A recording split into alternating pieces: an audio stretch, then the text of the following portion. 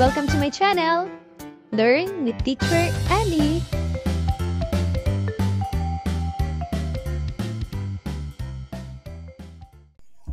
Matatag Curriculum, EPP Agrikultura, Grade 4, Quarter 2, Week 4. Mga nilalaman: compost, organikong pataba at natural na pestisidyo. Paggawa ng compost, paraan ng paggawa ng compost, mga nilalaman ng compost, katangian ng magandang compost, at vermicomposting. Pamantayang pang nilalaman: na ipamamalas ang pag-unawa sa natural na pamamaraan ng pagtatanim, pangangalaga, pagpaparami, pag-aani at pagbebenta ng halamang ornamental, gulay at punong prutas. Pamantayan sa pagganap: ang mga mag-aaral ay naisasagawa ang natural na pamamaraan ng pagtatanim, pangangalaga, pagpaparami, pag-aani at pagbebenta ng halamang ornamental, halamang gulay at punong prutas. Kasanayang pampagkatuto: nakagagawa ng compost, organikong pataba at natural na pestisidyo na magagamit sa paghahanda ng lupa at pangangalaga ng mga pananim. Mga layunin: na isaalang-alang ang tamang hakbang at pag-iingat sa paggawa ng compost. Nakagagawa ng compost para sa paghahanda ng lupa at pangangalaga ng mga pananim. At napapahalagahan ang benepisyo ng compost sa paghahalaman at kalikasan. Simulan na natin. Unang araw. Ngayon ay magbalik-aral muna tayo. Ano-ano ang mga katangian na maaaring taglayin ng mga taong matagumpay sa paghahalaman?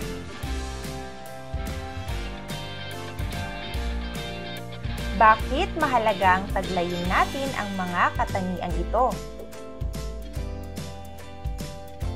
Paano nakakatulong ang pagkakaroon ng mga katangiang ito sa isang mag-aaral na katulad mo?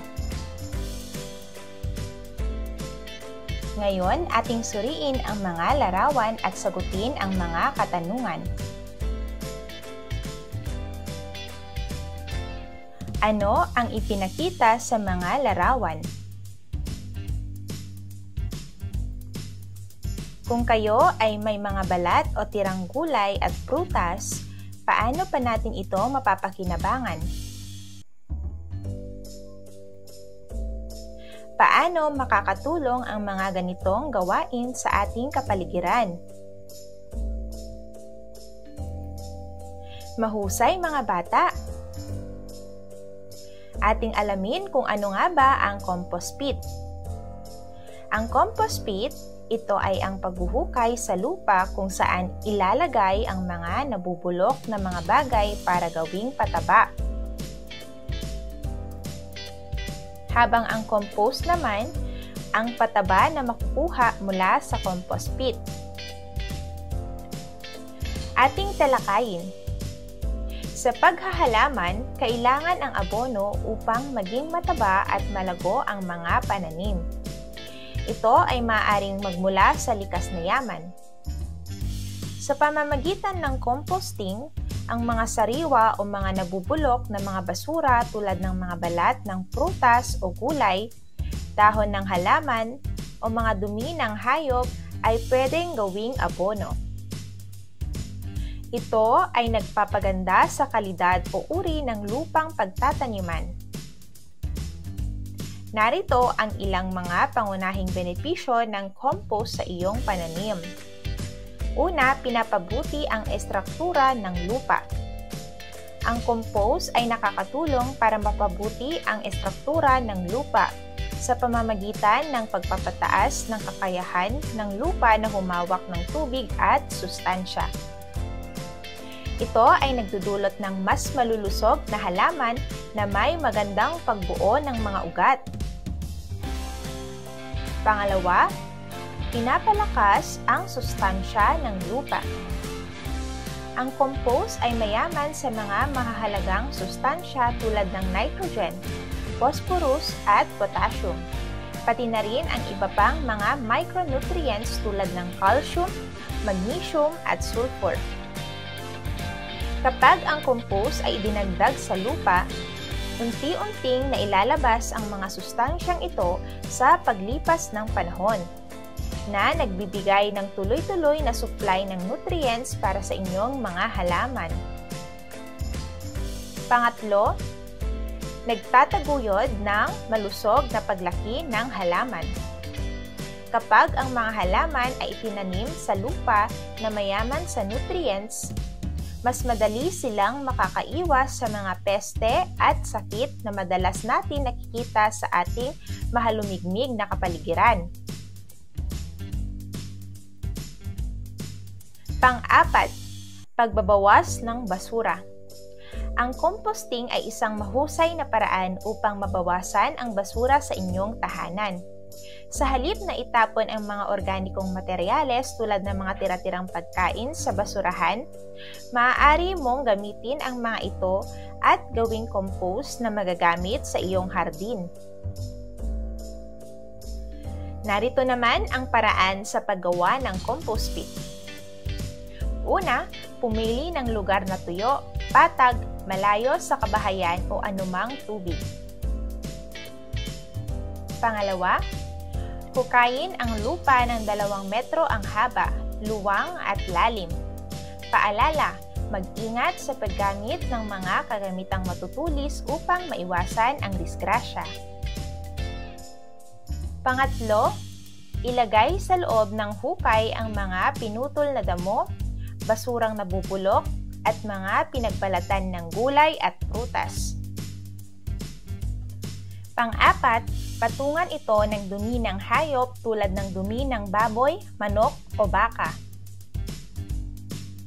Pang-lima, ulitin ang pagkakasunod-sunod ng mga damo, nabubulok na basura, dumi ng hayop, abo at lupa hanggang mapuno ang hukay. Pang-anim, sabugan ito ng abo at patungan ito ng lupa. Paalala, mag-ingat sa paglalagay ng abo sa pit upang hindi makadisgrasya ng kaklase. Pang-pito, patagalin ng 3 buwan o higit pa upang mabulok. Kunin ang mga compost sa pamamagitan ng pagsasalandra gamit ang metal screen na maliliit ang mga butas.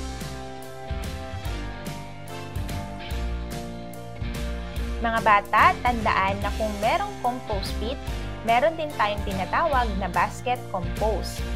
Ito ay isinasagawa kung walang sapat na lugar para gumawa ng hukay. Ito ay kagaya rin sa paggawa ng compost pit maliban sa kung saan ilalagay ang mga nabubulok na mga bagay. Maaaring gumamit ng niresiklong lagayan gaya ng timba, balde, paso o anumang bagay na maaari pang gamitin. Maaaring gamitin ang compost pagkalipas ng 2 buwan o higit pa. Narito ang isang gawain naman. Panuto, piliin ang titik ng tamang sagot.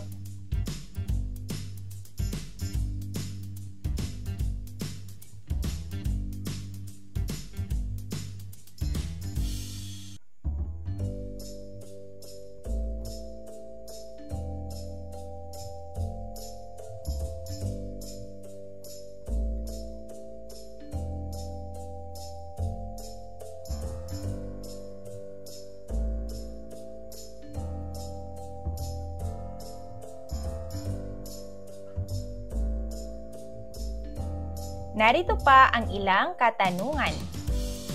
Una, ano ang compost pit at compost? Pangalawa, ano-ano ang mga hakbang sa paggawa ng compost?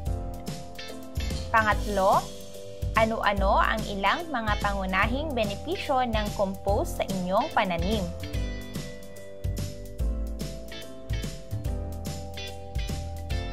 Narito ang isa pang gawain.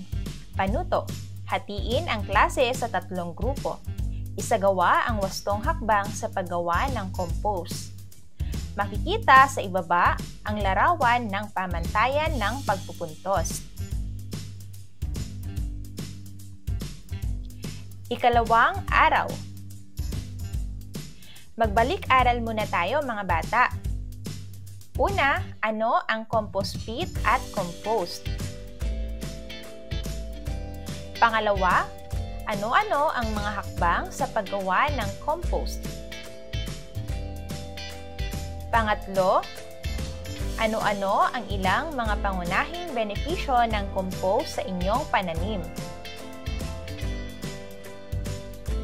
Mahusay mga bata! Ngayon, ating talakayin naman ang vermicomposting. Ito ay mula sa salitang vermi na ang ibig sabihin ay bulate. Ito ay isang proseso ng paggawa ng organikong pataba mula sa mga nabubulok na materyales na ginagamitan ng mga bulate. Vermicompost. Ito ay ang organikong pataba mula sa pinagsamang vermicast o dumi ng bulate at mga nabulok na materyales na dumaan na sa bituka ng bulate. Sa pamamagitan ng vermicomposting o 30 to 35 na araw lamang ay maaari nang makagawa ng organikong pataba depende sa klase ng materyales na ginamit. Narito naman ang mga hakbang sa paggawa. Una, pumili ng lugar. Pangalawa, gumawa ng iyong vermicomposting system. Pangatlo, simulang magtipon ng mga tira-tirang pagkain. Pang-apat, idagdag ang iyong mga bulate at pakainin sila. Panglima, panatilihin ang iyong vermicomposting system. Pang-anim, palitan ang pahinga at anihin ang castings. At pang-pito, gamitin ang iyong compost. Ano nga ba ang kaibahan ng vermicomposting sa composting? Kapag pinag-uusapan ang vermicomposting, ito ay isang pisikal na proseso na nangyayari sa katamtamang temperatura. Gumagamit ito ng mga teknik na naaayon sa kakayahan ng mga uod na maghukay, kumain at tiisin ang mga kondisyon sa kapaligiran. Ang vermicomposting ay mas angkop para sa mas mabilis na pagproseso ng maliliit na dami ng basura. Ito ay maaaring maging tapos at handa na para sa pag-aani sa loob lamang ng 8 to 12 na linggo. Sa kabilang banda, ang composting ay isang proseso na nangyayari sa mataas na temperatura at hindi limitado sa lalim. Kahit na mas mabagal ang hot composting, maaaring tumagal ng 3 buwan o higit pa bago maging tapos. Mas angkop ito para sa pagproseso ng malalaking dami ng basura. Ano ang mga katangian ng magandang compost? Ang compost ay gawa sa mga organikong bagay na bahagyang nabubulok. Ang compost ay maaaring magkakaiba depende sa mga ginamit na materyales. Kung gaano na ito kalubog, kung gaano na ito kabasa, at kung anong mga sustansya ang nasa loob nito. May mga bagay din na tulad ng amoy at laki ng mga piraso na makakatulong malaman kung maganda ang compost. Kung malalaki ang mga piraso, maaaring hindi pa ito ganap na nabubulok. Kung masamang amoy ito, maaaring sobrang basa o masyadong siksik ang compost. Ang tapos na compost ay madilim na kayumanggi, malambot at may amoy na parang lupa. Hindi mo na dapat makikilala ang mga orihinal na materyales dito. Ang mga bagay na hindi nabubulok tulad ng salamin o plastik ay dapat hindi lalampas sa 1% ng kabuuang compost. Tandaan mga bata na ang masistemang pangangalaga sa mga pananim ay mahalaga. Ang mga halaman sa murang kulang ay tutubo ng malusog kung mapapangalagaan sa wastong paraan. Isang malaking kasiyahan naman sa paghahalaman ang makitang malulusog at malalago ang halamang itinanim.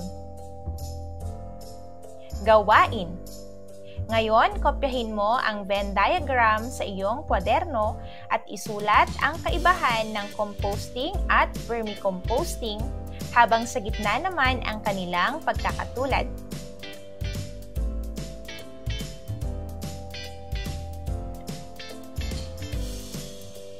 Mahusay mga bata! Narito ang mga karagdagan pang tanong. Una, ano ang vermicomposting at kaibahan nito sa composting? Pangalawa, paano ito isinasagawa? Pangatlo, ano-ano ang katangian ng magandang compost? Narito ang mga karagdagan pang gawain. Isulat ang T kung ang mga nakasalungguhit na salita ay tama at N naman kung mali.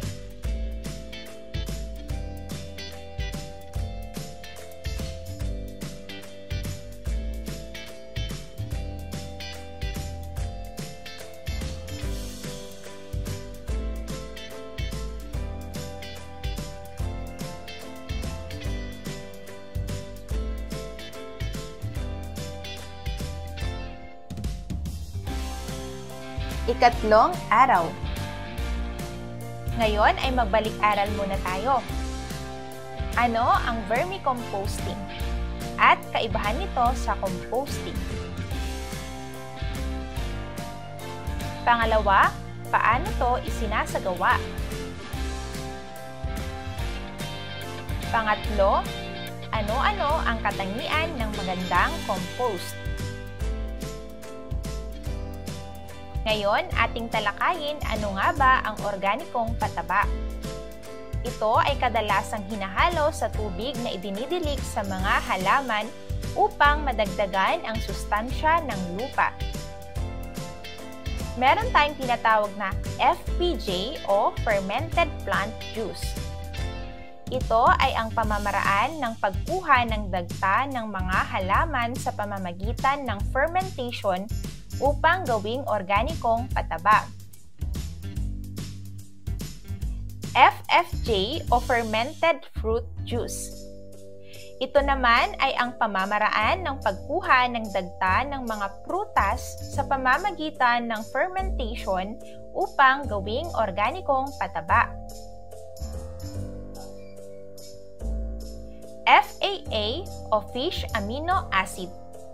Ito naman ay ang pamamaraan ng pagkuha ng sustansya mula sa mga isda sa pamamagitan ng fermentation upang gawing organikong pataba. Paggawa ng organikong pataba. Ang pataba ay maaaring ilagay bago magtanim, habang nagtatanim, o pagkatapos magtanim. Ngunit ang pinakamagandang panahon ng paglalagay ng pataba ay habang maliit pa ang tanim bago ito mamunga. Sa panahong ito, kailangan ng tanim ang sustansya mula sa lupa. Ang pinagtamnang lupa ay nangangailangan ng sustansya gaya ng nitrogen, phosphorus, at potassium. Ngunit ang mga sustansyang mula sa lupa ay maaaring hindi sapat kung kaya't kailangan ng pataba o abono sa pinagtamnan. Tandaan, ang ilang mga organikong pataba o organic concoctions and extracts ay fermented fruit juice or FFJ, fermented plant juice or FPJ, fish amino acid or FAA, kuhol amino acid or KAA, indigenous microorganisms or IMO, bokashi, at Oriental Herbal Nutrients o OHN, at calcium phosphate or CAPOS. Ngayon, ating talakayin ang FPJ. Ang mga kagamitan ay sisidlan, molasses, Manila paper, pantali, bahagi ng halaman, saging, kamote, alugbati, mani, at kangkong. Narito naman ang pamamaraan. Una, kumuha ng 2 kilo ng ninanais na halaman. Paalala, kunin ito bago sumikat ang araw at huwag itong hugasan. Pangalawa, hiwaan ito ng pino. Paalala, gamiting mabuti ang panghiwa upang maiwasan ang disgrasya. Pangatlo, ilagay ito sa sisidlan at ihalo ang 1 litrong molasses. Haluin itong mabuti. Pang-apat, punuin ang sisidlan hanggang 3/4 lamang.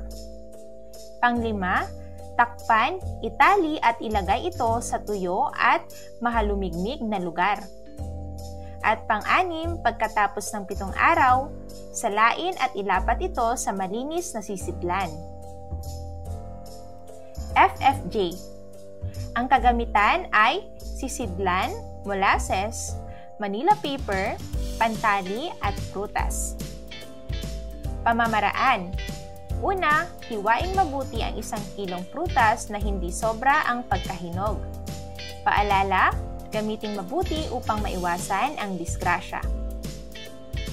Pangalawa, ilagay ang nahiwang prutas sa sisidlan. Pangatlo, haluin mabuti ito sa 1 litrong molasses. Pang-apat, takpan, itali at ilagay ito sa tuyo at mahalumigmig na lugar. Pang-lima, pagkatapos ng 7 araw, salain at ilapat ito sa malinis na sisidlan. FAA.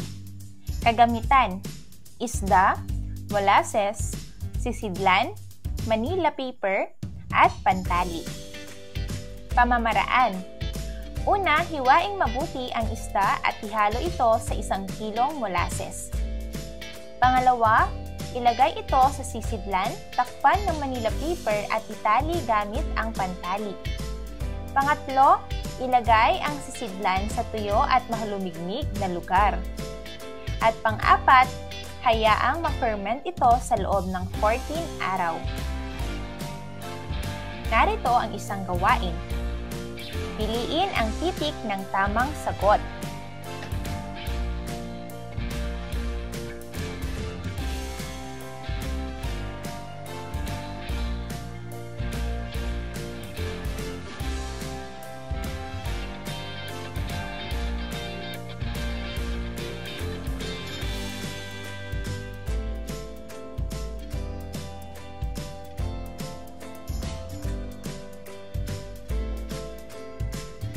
Narito ang karagdagan pang mga tanong. Una, ano-ano ang mga halimbawa ng organikong pataba? Pangalawa, ano-ano ang mga hakbang sa paggawa ng organikong pataba? At pangatlo, ano-ano ang mga kahalagahan nito sa ating mga pananim?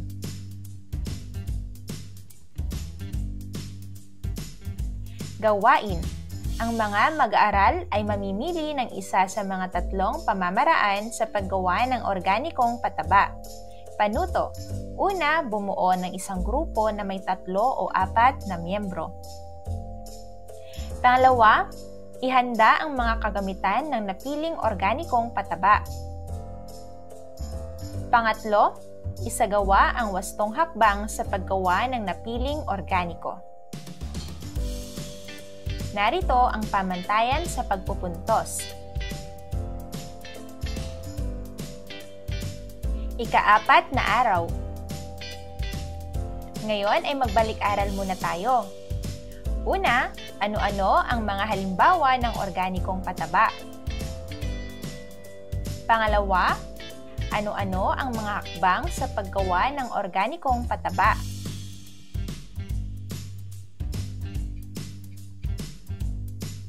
Pangatlo, ano-ano ang mga kahalagan nito sa ating pananim? Mahusay mga bata! Suriin ang mga larawan at sagutin ang mga katanungan.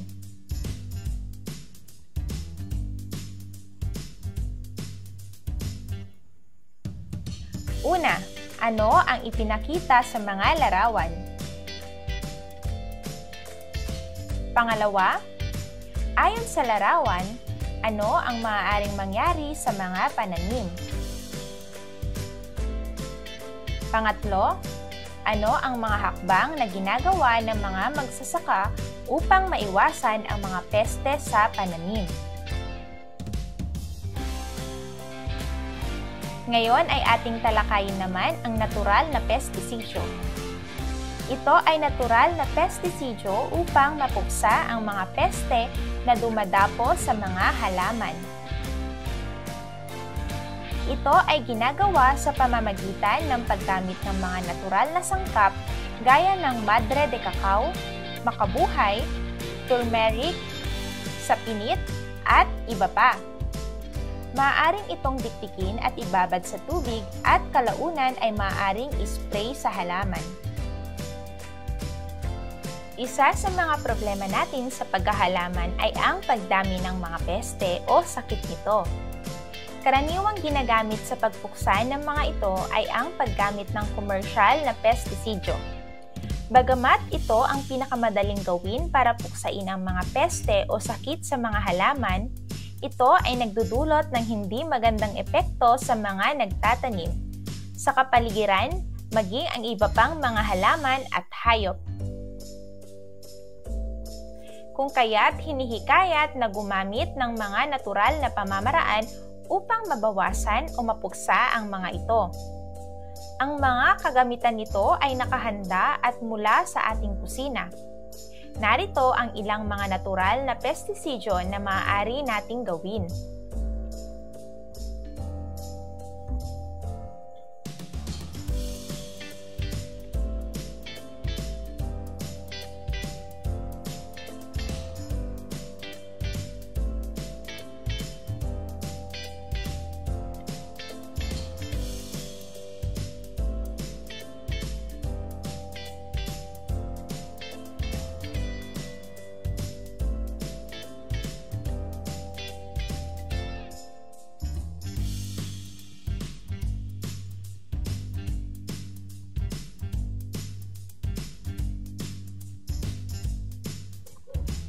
Narito pa ang ilang mga karagdagan.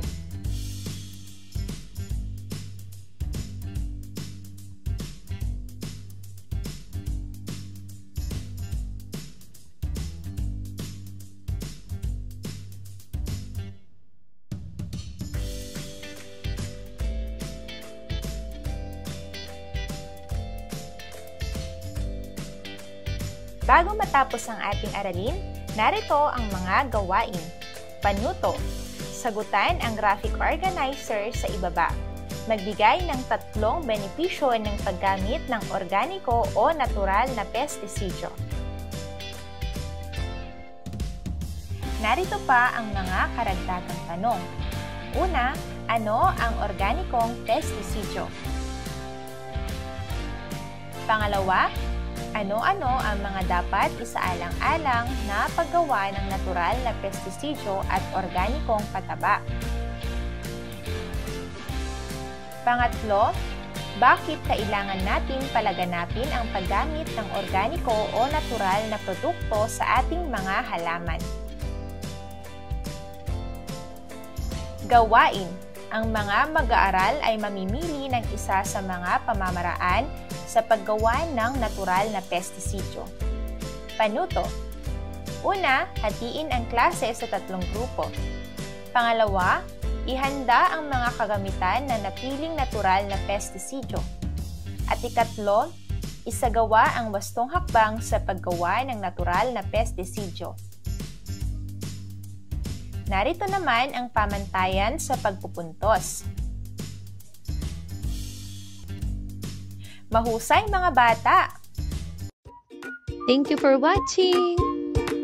Also, don't forget to like, share, subscribe, and click the notification bell for you to be updated on our latest videos. See you on our next lesson. Goodbye!